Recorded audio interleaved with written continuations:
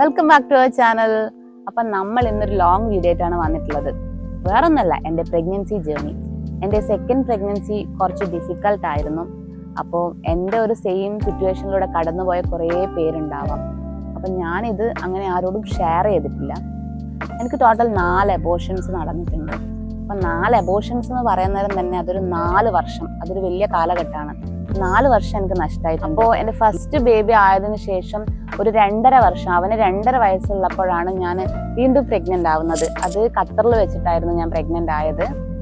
പക്ഷേ ഞാൻ ഖത്തറിൽ നിന്ന് നാട്ടിലെത്തിയപ്പോഴാണ് ഞാൻ പ്രഗ്നൻ്റ് ആണെന്നുള്ള വിവരം ഞാൻ കൺഫേം ആയിട്ട് ഡോക്ടറെ കാണിച്ച് കൺഫേം ചെയ്തത്. അപ്പോൾ ഞാനൊരു 5 മാസത്തോളം ഖത്തറിൽ ഉണ്ടായിരുന്നു. എനിക്ക് അവിടെ ഒരുപാട് ഫ്രണ്ട്സും, ഞാൻ ഭയങ്കര എൻജോയ് ചെയ്ത ഒരു വെക്കേഷൻ ആയിരുന്നു. ആ ഒരു സമയത്ത് നല്ലോണം എൻജോയ് ചെയ്ത് എനിക്ക് നാട്ടിലേക്ക് വരുമ്പോൾ ഭയങ്കര വിഷമമായിരുന്നു. എനിക്ക് ഒരുപാട് എന്തൊക്കെയോ മിസ് ചെയ്യുന്ന പോലെ തോന്നി. സങ്കടമുണ്ട്, സന്തോഷമുണ്ട്. സങ്കടം എന്ന് പറഞ്ഞു കഴിഞ്ഞാൽ എൻ്റെ മൂത്ത മോന് 2.5 വയസ്സായിട്ടേ ഉള്ളൂ. ഇവൻ്റെ ഫീഡിങ് എങ്ങനെ ഞാൻ നിർത്തും? പ്രഗ്നൻ്റ് ആയി ഫീഡിങ് വേഗം നിർത്തണമല്ലോ. പിന്നെ അവിടുന്ന് വന്നതിൻ്റെ ഒരു സങ്കടം ഒക്കെ ഉണ്ടായിരുന്നു. ആകെ ടെൻഷൻ നിറഞ്ഞ കുറേ ദിവസങ്ങളായിരുന്നു അത്. ഞാൻ പീരിയഡ്സ് മിസ്സായപ്പോൾ ഞാൻ ചെക്ക് ചെയ്തു. പിന്നെ ഡോക്ടറെ കാണിക്കാൻ പോയി. അപ്പോൾ ടെലി ഹോസ്പിറ്റലിൽ ഒരു ഫേമസ് ആയിട്ടുള്ള ഡോക്ടറായിരുന്നു കാണിച്ചത്. അങ്ങനെ ഞാൻ പോയ ദിവസം ഭയങ്കര തിരക്കുള്ള ദിവസമായിരുന്നു. എനിക്കന്ന് സ്കാനിങ് ഉണ്ടായിരുന്നു, ഫസ്റ്റ് സ്കാനിങ് ഉള്ള ദിവസമായിരുന്നു. അങ്ങനെ അവിടെ പോയി രാവിലെ തൊട്ട് എനിക്ക് തോന്നുന്നു ഒരു 3 മണിക്ക് എന്നെ സ്കാനിങ്ങിൽ വിളിച്ചത് തന്നെ. അപ്പോൾ രാവിലെ തൊട്ട് ഒരു വൈകുന്നേരം വരെ ഞാൻ ഇരുന്നും നടന്നും ഒക്കെ ടൈം അങ്ങനെയാണ് ഞാൻ ഇരുന്നത്. കാരണം ഒരുപാട് സമയം വെയിറ്റ് ചെയ്യേണ്ടി വന്നു. ഡോക്ടർ ഒരുപാട് തിരക്കുണ്ടായിരുന്നു. അപ്പോൾ ഒരു 1.5 മാസം ആയിരുന്നു ഫസ്റ്റ് സ്കാനിങ്ങുള്ള സമയത്ത്. എന്നിട്ട് ഞാൻ ഡോക്ടറെ കാണിച്ചു, എല്ലാം ഓക്കെയാണ്, സ്കാനിങ് എല്ലാം ഓക്കെയാണെന്ന് പറഞ്ഞ് ഞാൻ വീട്ടിലെത്തി. അങ്ങനെ വീട്ടിലെത്തിയപ്പം ബ്ലീഡിങ് ആയി. അങ്ങനെ അന്നേരം തന്നെ ആ ഒരു സമയത്ത് തന്നെ നമ്മൾ തിരിച്ച് ഹോസ്പിറ്റലിലേക്ക് തന്നെ പുറപ്പെട്ടു. അപ്പോൾ അവിടെ എത്തിയപ്പോൾ ഡോക്ടർ നോക്കിയപ്പോൾ പറഞ്ഞു ഇത് അബോർഷൻ തന്നെയാണ്, ഇൻകംപ്ലീറ്റ് ആണ്, എന്താ പറയുക, ഫുള്ളായിട്ട് അബോർഷൻ ആയിട്ടില്ല, ഒരു പാർഷ്യൽ അബോർഷനാണ് നടന്നത്. അപ്പോൾ DNC ചെയ്യണമെന്ന് പറഞ്ഞു. അപ്പോൾ DNC എന്നൊക്കെ ഞാൻ ആദ്യമായിട്ടായിരുന്നു കേൾക്കുന്നത്. അപ്പോൾ ഇത് ഫുള്ളായിട്ട് പോകാത്തത് കൊണ്ട് DNC ചെയ്തിട്ട് അത് റിമൂവ് ചെയ്യണമെന്ന് പറഞ്ഞു. അങ്ങനെ DNC ചെയ്തു. അങ്ങനെയാണ് എൻ്റെ ഒരു ഫസ്റ്റ് അബോർഷൻ അവിടെ കഴിയുന്നത്. അങ്ങനെ ഞാനൊരു 1.5 മന്ത് ഞാൻ റെസ്റ്റിലായിരുന്നു. ഒരു പ്രഗ്നൻ്റ് ആയതല്ല, അപ്പോൾ ഒരു DNC പ്രൊസീജിയറൊക്കെ കഴിഞ്ഞതല്ല, അപ്പോൾ അതിൻ്റെതായ ഒരു റെസ്റ്റൊക്കെ എടുക്കണം എന്ന് പറഞ്ഞിരുന്നു. അപ്പോൾ കുറച്ച് മെഡിസിൻ ഉണ്ടായിരുന്നു. അങ്ങനെ ആ ഒരു സംഭവം അങ്ങനെ ഒരു 1.5-2 മാസത്തോളം ഞാൻ എൻ്റെ വീട്ടിൽ തന്നെ ആയിരുന്നു. അപ്പോൾ അങ്ങനെ 2 മാസമൊക്കെ കഴിഞ്ഞപ്പോൾ ഏട്ടൻ നാട്ടിൽ വന്നപ്പോൾ അറിയണമല്ലോ എന്തുകൊണ്ടാണ് ഇങ്ങനെ ഒരു അബോർഷൻ ആയതെന്ന്.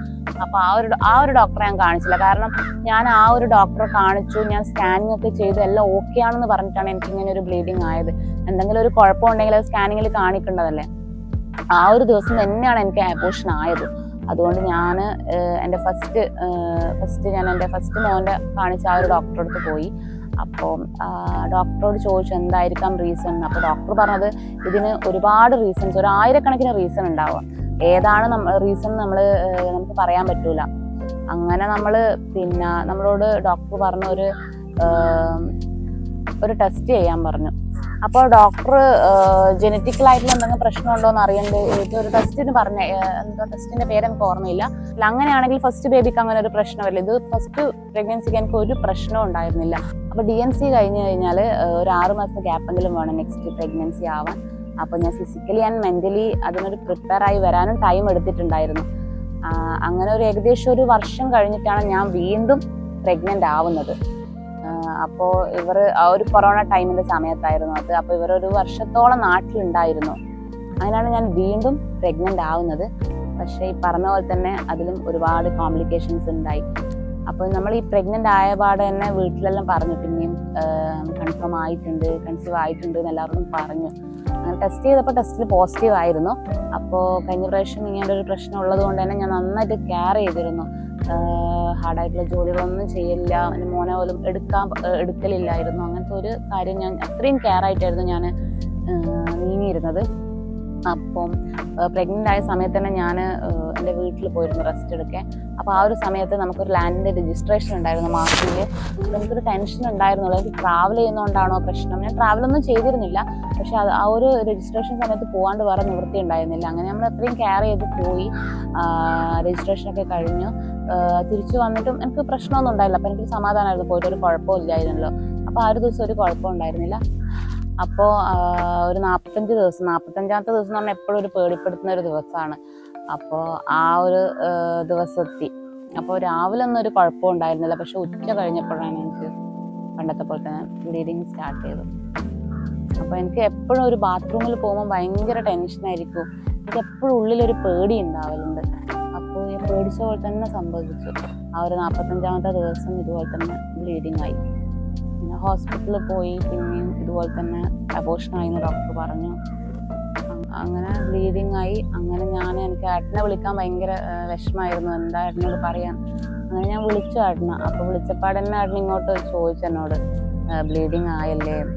അപ്പോൾ കാരണം നമ്മളെപ്പോഴും ഒരു ടെൻഷൻ അടിക്കുന്ന ദിവസമായിരുന്നു ഒരു 45ാമത്തെ ദിവസം. അപ്പോൾ ആ ഒരു ടെൻഷൻ അടിച്ച പോലെ തന്നെ സംഭവിക്കുകയും ചെയ്തു. പക്ഷെ ഏട്ടൻ സാരമില്ല, നമുക്ക് എന്നും ടൈം ഉണ്ടല്ലോ എന്ന് പറഞ്ഞിട്ട് എന്നെ സമാധാനിച്ചു. അങ്ങനെ ആ ഒരു അബോർഷൻ ആയതിനു ശേഷം ഞാൻ എൻ്റെ വീട്ടിൽ തന്നെ 1-2 മാസം നിന്നു. അതിന് ശേഷം ഏട്ടൻ്റെ വീട്ടിലേക്ക് പോയി. അങ്ങനെ നമ്മൾ ഒരുപാട് ചെക്കപ്പ് ഒക്കെ ചെയ്തു. എന്താണ് പ്രശ്നം എന്ന് കണ്ടുപിടിക്കണമല്ലോ, ആർക്കാണ് പ്രശ്നം, എന്താണ് ഈ ഒരു അബോർഷൻ്റെ റീസൺ എന്താണെന്ന് കണ്ടുപിടിക്കണമല്ലോ. അങ്ങനെ ഒരുപാട് ചെക്കപ്പ് ചെയ്തു. അങ്ങനെ ഏകദേശം 1 വർഷത്തോളം കഴിഞ്ഞു ഈ ചെക്കപ്പും കാര്യങ്ങളും ഒക്കെ. പക്ഷെ ഒന്നിലും ഒരു കാരണം ഒന്നും കണ്ടുപിടിക്കാൻ പറ്റിയില്ല. എന്താണ് ഈ അബോർഷന് കാരണം എന്ന് കണ്ടുപിടിക്കണം, അങ്ങനെ ഒരു കാരണവും കണ്ടുപിടിക്കാൻ പറ്റിയില്ല. അങ്ങനെ ചെക്കപ്പെല്ലാം കഴിഞ്ഞുകൊണ്ടിരിക്കുന്ന സമയത്താണ് ഞാൻ വീണ്ടും 3ാമതും കൺസീവ് ആകുന്നത്. പറഞ്ഞ പോലെ തന്നെ ഒരുപാട് ടെൻഷൻ ഉണ്ടായിരുന്നുള്ളൂ, എങ്ങനെയായി മാറും ഒന്നും അറിയില്ലല്ലോ. അതുകൊണ്ട് തന്നെ നമ്മൾ ഈ 3ാമത് പ്രഗ്നൻ്റ് ആയത് നമ്മൾ വീട്ടിൽ ആരോടും പറഞ്ഞില്ല. കാരണം നമ്മളിപ്പം ഈ കഴിഞ്ഞ പ്രഗ്നൻ്റ് ആയ സമയത്തൊക്കെ എല്ലാവരോടും പറഞ്ഞിരുന്നു. അപ്പോൾ ചോദിക്കാൻ തുടങ്ങി എത്ര മാസമായി എങ്ങനെ, ഇത് പറയുമ്പോൾ നമുക്ക് പറയുമ്പോൾ ഒരു വിഷമമാണ്. അതുകൊണ്ട് തന്നെ നമ്മൾ തീരുമാനിച്ചു ഇനി പ്രഗ്നൻ്റ് ആകുമ്പോൾ ആരോടും പറയണ്ട, ഒരു സേഫ് പീരീഡ് ആയതിനു ശേഷം പറയാമെന്ന്. അപ്പോൾ ഈ 3ാമത് പ്രഗ്നൻ്റ് ആയതിനു ശേഷം നമ്മൾ ആരോടും പറഞ്ഞില്ല. സത്യം പറഞ്ഞാൽ വീട്ടിൽ വരെ ഞങ്ങൾ പറഞ്ഞില്ല പ്രഗ്നൻ്റ് ആയത്. ഇത് നന്നായിട്ട് കെയർ ചെയ്തു. ഇപ്പോൾ സെക്കൻഡ് പ്രഗ്നൻസി ആയിക്കോട്ടെ, നമ്മൾ കുറച്ച് ട്രാവലൊക്കെ ചെയ്തിരുന്നു. അപ്പോൾ ആ ഒരു പ്രശ്നം കൊണ്ടാണോ എന്ന് അറിയാൻ വേണ്ടിയിട്ട് നമ്മൾ ഈ പ്രാവശ്യം എവിടെയും പോകണ്ട, വീട്ടിൽ തന്നെ കംപ്ലീറ്റ് റെസ്റ്റ് എടുക്കാമെന്ന് വിചാരിച്ചു. അപ്പോൾ ഈ ഒരു പ്രഗ്നൻസിയിൽ ഞാൻ നന്നായിട്ട് കെയർ ചെയ്തിരുന്നു. കഴിഞ്ഞ പ്രാവശ്യം കുറച്ച് ട്രാവലൊക്കെ ചെയ്തിരുന്നു, പക്ഷേ ഇപ്രാവശ്യം ഒന്നും വീട്ടിൽ തന്നെയായിരുന്നു. പക്ഷെ ആർക്കും അറിയില്ല ഞാൻ പ്രഗ്നൻ്റ് ആണെന്നുള്ള കാര്യം. ഞാൻ തന്നെ എൻ്റെ കെയർ ചെയ്തിരുന്നു. അപ്പോൾ എത്ര കെയർ ചെയ്താലും ആ ഒരു 45 ദിവസം ആകുമ്പം ആ ഒരു ദിവസം എനിക്കിതുപോലെ തന്നെ ബ്ലീഡിങ് ആയി. അപ്പോൾ ഏട്ടൻ രാവിലെ തന്നെ എന്നെ വിളിച്ച് പറഞ്ഞിരുന്നു, ഒന്നും പ്രതീക്ഷിക്കൊന്നും വേണ്ട, നമുക്ക് വിധിച്ചതാണെങ്കിൽ നമുക്ക് കിട്ടും, അതുകൊണ്ട് വിഷമിക്കൊന്നും വേണ്ട എന്നൊക്കെ രാവിലെ ഏട്ടൻ വിളിച്ച് പറഞ്ഞിരുന്നു. ഇതുപോലെ തന്നെ കഴിഞ്ഞ പ്രാവശ്യത്തെ പോലെ തന്നെ ഉച്ചയ്ക്ക് ശേഷമാണ് എനിക്ക് ഇതുപോലെ തന്നെ 45ാമത്തെ ദിവസം ഇതുപോലെ തന്നെ ബ്ലീഡിങ് ആവുന്നത്. അതിനുശേഷം 4ാമതൊരു അബോർഷൻ കൂടി എന്നെ കടന്നുപോയി. അങ്ങനെ ആ ഒരു അബോർഷനും കഴിഞ്ഞതിന് ശേഷം നമ്മൾ തീരുമാനിച്ചു എന്തായാലും ഇതിൻ്റെ ഒരു റീസൺ അറിയണം, എന്തുകൊണ്ടാണ് ഇങ്ങനെ സംഭവിക്കുന്നത്. കൃത്യം ഒരു 45 ദിവസം ആകുമ്പോൾ ഇങ്ങനെ സംഭവിക്കുന്നുണ്ടല്ലോ. അങ്ങനെ എൻ്റെ ഒരു ഫ്രണ്ട് റെക്കമെൻഡ് ചെയ്തതാണ് എൻകെയർ ഹോസ്പിറ്റലിലെ ബൈജു അഹമ്മദ് ഡോക്ടർ. അവിടെ അത് ശരിക്കും IVF ട്രീറ്റ്മെൻ്റ് ഒക്കെ എടുക്കുന്ന ഹോസ്പിറ്റലാണ്. അവിടെ മെയിനായിട്ട് IVF കാര്യങ്ങളാണ് നടക്കുന്നത്. പക്ഷെ അവിടെ ഒരുപാട് എക്സ്പേർട്ട് ആയിട്ടുള്ള ഡോക്ടേഴ്സ് ഉണ്ടായിരുന്നു. അങ്ങനെ ഒരു അഡ്വൈസിന് വേണ്ടിയിട്ട് നമ്മൾ എൻകെയർ ഹോസ്പിറ്റലിൽ പോയി. അവിടെ ബൈജു അഹമ്മദ് ഡോക്ടറെയാണ് നമ്മൾ കാണിച്ചത്. ഞാൻ ഇതുവരെ കാണിച്ച ഡോക്ടേഴ്സിൽ എനിക്ക് ഭയങ്കരമായിട്ട് ഇഷ്ടപ്പെട്ട ഒരു ഡോക്ടറാണ്. ഭയങ്കര കാം ആൻഡ് ക്വയറ്റ് ആയിട്ടുള്ള ഡോക്ടർ, നല്ല എക്സ്പീരിയൻസ് ആയിട്ടുള്ള ഒരു ഡോക്ടറാണത്. നമ്മളെ ഹിസ്റ്ററിയും കാര്യങ്ങളൊക്കെ അവിടെ ചോദിച്ച് മനസ്സിലാക്കി അതിനനുസരിച്ചിട്ട് നമ്മളെ ചെക്കപ്പും കാര്യങ്ങളും ഉണ്ടായിരുന്നു കുറേ. അപ്പോൾ അങ്ങനെ ചെക്കപ്പും കാര്യങ്ങളൊക്കെ കഴിഞ്ഞ് അപ്പോഴാണ് അത് ചെക്കപ്പ് കഴിഞ്ഞപ്പോൾ അതിലൊരു പ്രശ്നം കണ്ടുപിടിച്ചു, ഒരു ചെറിയൊരു പ്രശ്നം കണ്ടുപിടിച്ചു. എൻ്റെ അണ്ടത്തിൻ്റെ ക്വാളിറ്റിയിലും ക്വാണ്ടിറ്റിയിലും കുറച്ച് കുറവുണ്ട് എന്ന് പറഞ്ഞു. അപ്പോൾ അതിനനുസരിച്ചുള്ള മെഡിസിൻ എടുക്കണമെന്ന് ഡോക്ടർ പറഞ്ഞു. അങ്ങനെ ഒരു 1 മന്ത് ഞാൻ ആ ഒരു മെഡിസിൻ എടുത്തിരുന്നു. അപ്പോൾ ഏകദേശം ഒരു കൃത്യം 1 മാസം കഴിഞ്ഞപ്പോൾ തന്നെ ഏട്ടൻ ഖത്തറിൽ നാട്ടിൽ വന്നിരുന്നു. അപ്പോൾ ഡോക്ടർ പറഞ്ഞത് ഹസ്ബൻഡ് നാട്ടിൽ വന്നതിന് ശേഷം വന്ന് കാണണമെന്ന് പറഞ്ഞു. അങ്ങനെ ഇവർ വന്നതിന് ശേഷം നമ്മൾ വീണ്ടും എൻകെയറിൽ പോയി കാണിച്ചു. അപ്പോൾ അവിടുന്ന് ഓവുലേഷൻ ഡേറ്റും കാര്യങ്ങളൊക്കെ അവിടുന്ന് ഡോക്ടർ പറഞ്ഞു തന്നു. അപ്പോൾ അതിനുശേഷം ഞാൻ വീണ്ടും പ്രഗ്നൻ്റ് ആയി. അപ്പോൾ ഞാൻ വീണ്ടും പ്രഗ്നൻ്റ് ആയല്ലോ. അപ്പോൾ ഏട്ടൻ പറഞ്ഞു നമ്മൾ ഇത്ര കാലവും കുറേ റെസ്ട്രിക്ഷൻസും നമ്മൾ അത്രയും കെയർ ചെയ്ത് എല്ലാം നോക്കിയിട്ടൊന്നും നമുക്ക് ഇതുപോലെ തന്നെ അബോർഷൻ ആയല്ലോ, അപ്പൊ ഇപ്രാവശ്യം അങ്ങനെയൊന്നും നോക്കണ്ട, എൻ്റെ അടുത്ത് ഇഷ്ടമുള്ള സ്ഥലത്ത് പോവാ, ഇഷ്ടമുള്ള ഭക്ഷണം കഴിക്കുക, അങ്ങനെ ഒരു റെസ്ട്രിക്ഷൻസും വെച്ചില്ല. നമ്മൾ പോകേണ്ടടുത്തെല്ലാം പോയി കഴിക്കേണ്ടതെല്ലാം കഴിച്ച് എല്ലാം നമ്മളൊരു ഉള്ളിലൊരു ടെൻഷൻ ഫ്രീ ആയിട്ട് നടന്നു, ഒരു ടെൻഷനും വെച്ചില്ല. ഉള്ളിലൊരു കോൺഫിഡൻറ്റ് എന്തോ ആ ഡോക്ടറെ കാണിച്ചപ്പോൾ എന്തോ ഒരു ഉള്ളിലൊരു കോൺഫിഡൻസ് ഉണ്ടായിരുന്നു. അതുപോലെ തന്നെ പോകേണ്ട സ്ഥലത്തൊക്കെ നമ്മൾ പോയിരുന്നു, യാത്ര ചെയ്തിരുന്നു, ഭക്ഷണങ്ങളൊക്കെ കഴിച്ചിരുന്നു. അങ്ങനെ ഏകദേശം ഒരു 10-40 ദിവസമായി. അപ്പോൾ എൻ്റെ അനിയത്തീൻ്റെ കല്യാണം ആ ഒരു സമയത്തായിരുന്നു. സത്യം പറഞ്ഞു കഴിഞ്ഞാൽ ഒരു 45 ദിവസം ആയത് നമ്മളോട് ശരിക്കും പറഞ്ഞാൽ മറന്നുപോയി. എപ്പോഴും ഒരു 45ാമത്തെ ദിവസം നമുക്ക് എപ്പോഴും ഒരു ഉള്ളിൽ ടെൻഷനും കാര്യങ്ങളുള്ള ഒരു ദിവസമായിരുന്നു. ശരിക്കും 45 ദിവസം നമ്മൾ മറന്നുപോയി. 45 ദിവസം കഴിഞ്ഞതിന് ശേഷം നമ്മളിങ്ങനെ വിചാരിക്കുന്നത് 45 ദിവസം കഴിഞ്ഞല്ലോ, ഒന്നും പ്രശ്നമൊന്നും ഇല്ലല്ലോ. അപ്പം നമുക്ക് ഉള്ളിലൊരു ഒരു ഒരു കോൺഫിഡൻ്റ് ആയി, ഇതിന് ഒന്നും പ്രശ്നമൊന്നും പറ്റൂല എന്നുള്ള ഒരു വിശ്വാസം വന്നു. അപ്പോൾ അനിയത്തീൻ്റെ കല്യാണത്തിന് വേണ്ടിയിട്ട് ഒരുപാട് ഷോപ്പിങ്ങും കാര്യങ്ങളും അങ്ങോട്ടും ഇങ്ങോട്ടും യാത്രയൊക്കെ ഞാൻ ചെയ്തിരുന്നു. പക്ഷെ ഉള്ളിലൊരു പേടിയും അങ്ങനെയൊന്നും ഉണ്ടായിരുന്നില്ല. ശരിക്കും 45 ദിവസം കഴിഞ്ഞതുപോലും നമ്മൾ മറന്നു, നമ്മൾ ഓർമ്മിച്ചിട്ടില്ല. 45ാമത്തെ ദിവസം എപ്പോഴും നമ്മളെ മനസ്സിലുണ്ടാകുന്ന ഒരു ദിവസമാണ്. 45 ദിവസം കഴിഞ്ഞപ്പോൾ നമുക്ക് ഉള്ളിലൊരു സന്തോഷമായി, ഒന്നും പറ്റിയില്ലല്ലോ, അപ്പോൾ സേഫായിട്ട് ഉണ്ടാവും എന്നുള്ളൊരു ഉള്ളിലൊരു സന്തോഷം, അതുപോലെ തന്നെ കോൺഫിഡൻസും ഉണ്ടായി. അത് കഴിഞ്ഞ് നമ്മൾ നേരെ ഡോക്ടറെ കാണിക്കാൻ പോയി. അപ്പോൾ ഡോക്ടർ പറഞ്ഞു നമുക്കൊരു പാസ്റ്റ് ഇങ്ങനെ ഒരു എക്സ്പീരിയൻസ് ഉണ്ടല്ലോ, ഒരു 3 അബോർഷൻസ് ഒക്കെ ആയ ഒരു ഹിസ്റ്ററി ഉള്ളതുകൊണ്ട് ഡോക്ടർ ഇഞ്ചക്ഷൻ സ്റ്റാർട്ട് ചെയ്യണം എന്ന് പറഞ്ഞു. ഒരു 3-4 മാസം എന്തായാലും ഇഞ്ചക്ഷൻ വേണമെന്നായിരുന്നു ആദ്യം പറഞ്ഞത്. അങ്ങനെ ഇഞ്ചക്ഷൻ്റെ പേര് ഈ എക്സ്പീരിയൻസ് എനിക്ക് ഓർമ്മയില്ല കറക്റ്റ്. ഇവിടെ ഞാൻ മെൻഷൻ ചെയ്യും ഏത് ഇഞ്ചക്ഷനാണ് ഞാൻ അടിച്ചതെന്ന്. അപ്പോൾ അത് കാലിന് ഡെയിലി ഇഞ്ചക്ഷൻ ഉണ്ടായിരുന്നു. അപ്പോൾ അത് കാരണം എന്ന് പറഞ്ഞു കഴിഞ്ഞാൽ നല്ലതാണ്, നമ്മൾ ഒരു സേഫ്റ്റിക്ക് വേണ്ടിയിട്ടാണ് നമ്മളത് അടിക്കുന്നത്. അപ്പോൾ എനിക്കൊരു അബോർഷൻ ഹിസ്റ്ററി ഉള്ളത് കൊണ്ട് ഒരു റിസ്ക് എടുക്കണ്ടെന്നുള്ള രീതിയിൽ ഡോക്ടർ തന്നതാണ്. അതുപോലെ ഫോളിക് ആസിഡും മെഡിസിൻസും അങ്ങനത്തെ 1-2 മെഡിസിൻസ് ഉണ്ടായിരുന്നു, കൂടെ ഈ ഇഞ്ചക്ഷനും ഡെയിലി. അതെനിക്ക് വലിയ ടാസ്ക് ആയിരുന്നു, എനിക്ക് ഏറ്റവും പേടിയുള്ള ഒരു സംഭവമായിരുന്നു ഇഞ്ചക്ഷൻ. പക്ഷേ എനിക്കൊരു കുറേ കാലം ഇഞ്ചക്ഷൻ എടുക്കേണ്ടി വന്നിരുന്നു. നാട്ടിലുള്ള സമയത്ത് ഏട്ടൻ തന്നെയായിരുന്നു എനിക്ക് ഇഞ്ചക്ഷൻ വെച്ചിരുന്നത്. പിന്നെ പോയതിനു ശേഷം ഞാനൊരു നേഴ്സിനെ വെച്ച് തരാം. പിന്നെ എൻ്റെ വീട്ടിൽ പോയപ്പോൾ എൻ്റെ ആൻറ്റീൻ്റെ മോളാണ് എനിക്ക് വെച്ച് തരാം. എനിക്ക് ഒറ്റയ്ക്ക് ഇഞ്ചക്ഷൻ വെക്കാൻ ഭയങ്കര പേടിയായിരുന്നു.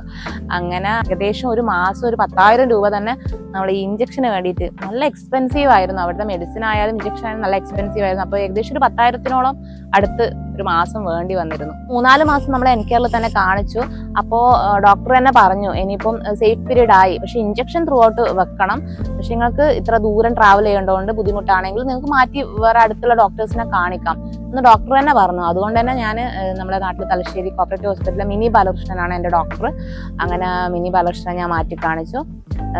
വേറെ കുഴപ്പമൊന്നും ഉണ്ടല്ലോ. മെഡിസിൻ ഉണ്ടായിരുന്നു, ഫോളിക് ആസിഡ്, അങ്ങനെ 1-2 മെഡിസിൻ ഉണ്ടായിരുന്നു, കൂടെ ഇഞ്ചക്ഷൻ ഉണ്ടായിരുന്നു. അങ്ങനെയൊന്നും ഉണ്ടായിരുന്നില്ല. ഏകദേശം ഒരു 6 മാസമായി. 6 മാസമായ സമയത്താണ് എനിക്കൊരു വയറുവേദന വന്നു. അപ്പോൾ നോർമലി എനിക്ക് അബോർഷൻ ആകുന്ന സമയത്ത് ഇതുപോലെ തന്നെ പീരീഡ്സിന്റെ ക്രാംസ്, ആ ഒരു വയറുവേദന ഉണ്ടാവും, അതേപോലത്തെ ഒരു വയറുവേദന എനിക്ക് വന്നു. അപ്പോൾ എനിക്ക് ഉള്ളിൽ ഭയങ്കര പേടിയായി. ഞാൻ അപ്പോൾ തന്നെ ഏട്ടനെ വിളിച്ചു, ഏട്ടൻ വന്നു, നമ്മൾ ഡോക്ടറിനെ പോയി കാണിച്ചു. അപ്പോൾ ഡോക്ടർ പറഞ്ഞു പേടിക്കാനൊന്നുമില്ല, ഇത് നോർമലി ഒരു ഗ്യാസിന്റെ ഇഷ്യൂ ആണ്, വേറെ കുഴപ്പമൊന്നുമില്ല. ഇത് കേട്ടപ്പോഴാണ് ഒരു സമാധാനമായത്.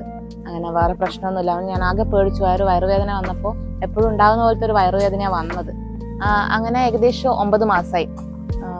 ഒരു ദിവസം രാവിലെ ഇതുപോലെ തന്നെ എനിക്ക് എന്തൊക്കെയോ ഒരു അസ്വസ്ഥത, വയറുവേദന എന്തൊക്കെയോ ഉണ്ട്. പിന്നെ കുട്ടിക്ക് നല്ല മൂവ്മെന്റ്സ് ഉണ്ടായിരുന്നു, 8-9 മാസത്തിലൊക്കെ നല്ല മൂവ്മെന്റ്സ് ഉണ്ടായിരുന്നു. ആ ഒരു ദിവസം മൂവ്മെന്റ്സ് കുറവായിരുന്നു. പിന്നെ ഞാൻ എല്ലാവരും ഉറങ്ങുന്നുണ്ട്, രാവിലെ പുലർച്ച അങ്ങനെ ഏട്ടനെ വിളിച്ചില്ല.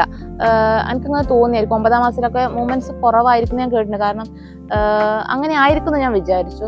രാവിലെ ഒന്ന് എണീച്ചൊരു മൂവ്മെന്റ്സ് തോന്നാൻ കുറച്ച് ലേറ്റ്, ഒരു 8 മണിയൊക്കെ ആയപ്പോൾ ഞാൻ ഏട്ടനോട് പറഞ്ഞു, ഏട്ടാ മൂവ്മെന്റ്സ് കുറവാണ്, എനിക്ക് എന്തൊക്കെയോ ഒരു അസ്വസ്ഥത തോന്നുന്നുണ്ട് എന്ന് പറഞ്ഞിട്ട്. അപ്പോൾ ഏട്ടൻ എന്നെ വഴക്ക് പറഞ്ഞു, നമ്മൾ ഇത്രയും റിസ്ക് എടുത്തിട്ട് നമ്മൾ ഇത്രത്തോളം എത്തിച്ചു, അപ്പോൾ ഇനി ഇങ്ങനെ എന്തെങ്കിലും പ്രശ്നം ഉണ്ടെങ്കിൽ വേഗം തന്നെ പറയണം, നമുക്ക് ഡോക്ടറെ അടുത്ത് പോകേണ്ടതാണെന്ന് പറഞ്ഞിട്ട് എന്നെ വഴക്ക് പറഞ്ഞു.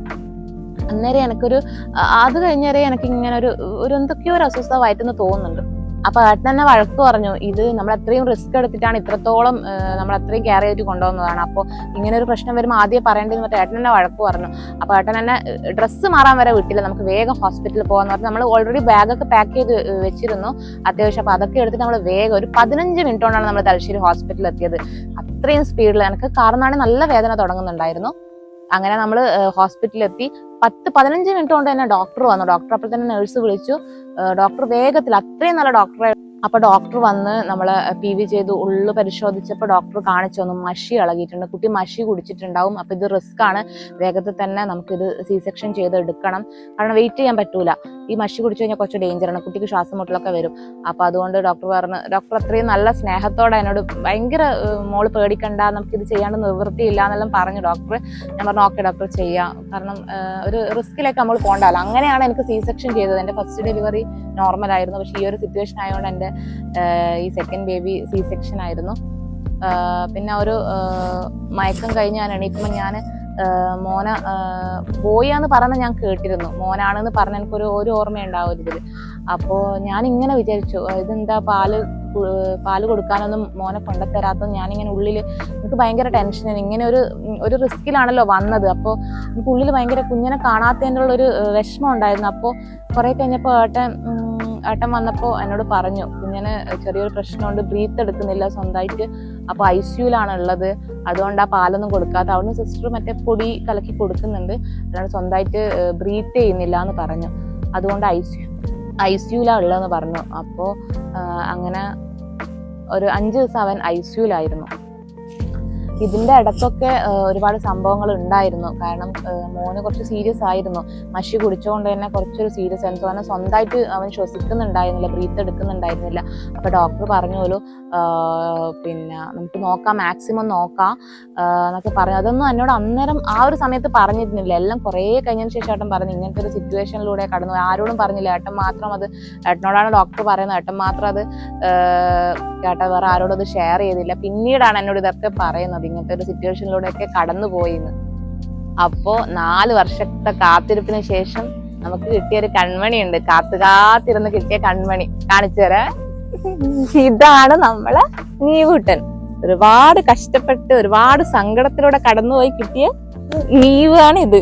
ഹായ് പറഞ്ഞ എല്ലാവർക്കും ഹായ്.